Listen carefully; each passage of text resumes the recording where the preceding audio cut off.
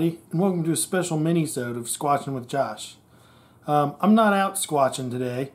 Weather's been bad lately, and I've been sticking around the home research base, and so I thought I'd record a special mini-sode to sort of fill in the gap. If you know me, you know that the only thing I love more than Bigfoot is the Grateful Dead. You can see the records there on the shelf behind me. And one of my favorite Grateful Dead songs is Brown-Eyed Women. It's a great composition from the early 70s, first played in 1971, composition by Jerry Garcia and Robert Hunter. Great musical pair, Robert Hunter, lyricist, Jerry Garcia, musical composer. Iconic pair in rock and roll history, and really the motivating songwriting duo behind the Grateful Dead. One thing I love about this song in particular is that one of the lyrics is tumble down shack in Bigfoot County, snowed so hard that the roof caved in. Delilah Jones went to meet her God, and the old man never was the same again. I always, since I love Bigfoot so much, I always seize on the line tumble down shack in Bigfoot County, and it got me curious. So I looked it up on Wikipedia. Is there a Bigfoot County in America? It turns out there isn't.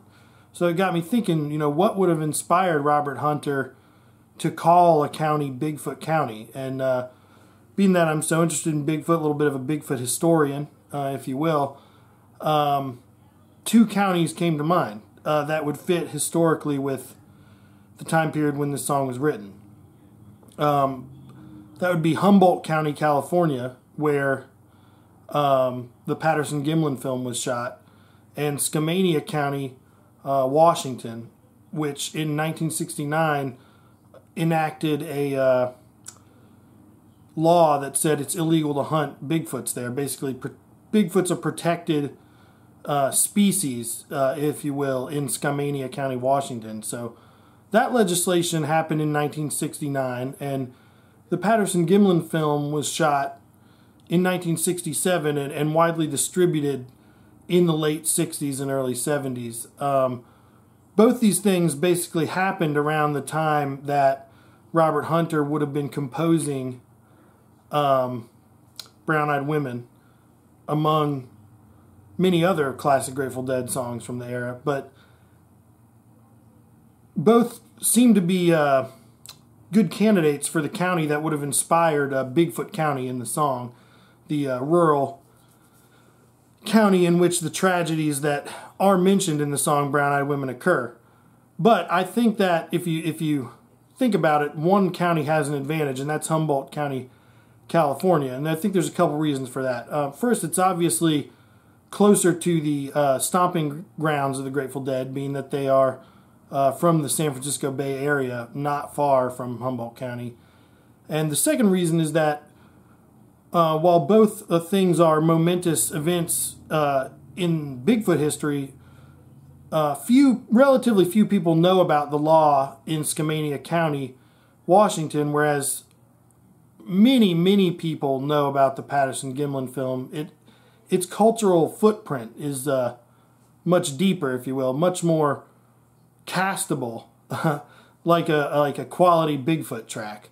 So, therefore, my conclusion is that when Robert Hunter was writing Brown-Eyed Women, he must have at some point seen or at least heard of the Patterson-Gimlin film, and he put together that it was filmed in near Willow Creek or Bluff Creek in Northern California, in Humboldt County, California, and that he must have, as a Californian, he would think of that as an outback, woodsy, rural area in which to set his song, and it would have inspired the sort of fictional county name that he used in that iconic, actually bridge part of the song, where he says, tumble down shack in Bigfoot County, snowed so hard that the roof caved in, Delilah Jones went to meet her God, and the old man never was the same again.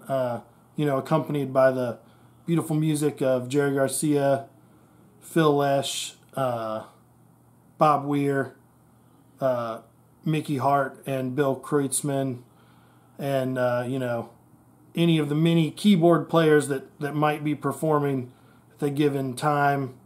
Keith Godshaw. Pigpen did, I believe, perform on this song a few times, or many times. It did overlap with his tenure in the band, although only slightly. Of course, Brent. And then you've got Bruce Hornsby, Vince Welnick, all these wonderful musicians. Donna Jean Godshaw, of course, that have lent their talents to this beautiful song that happens to mention Bigfoot as well. Thanks for listening to my theories about Brown Eyed Women by the Grateful Dead and the Bigfoot events of the late 60s.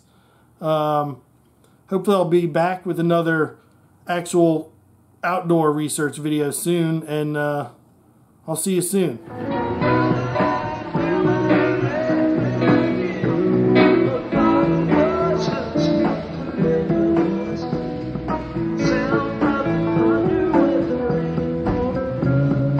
Looks like you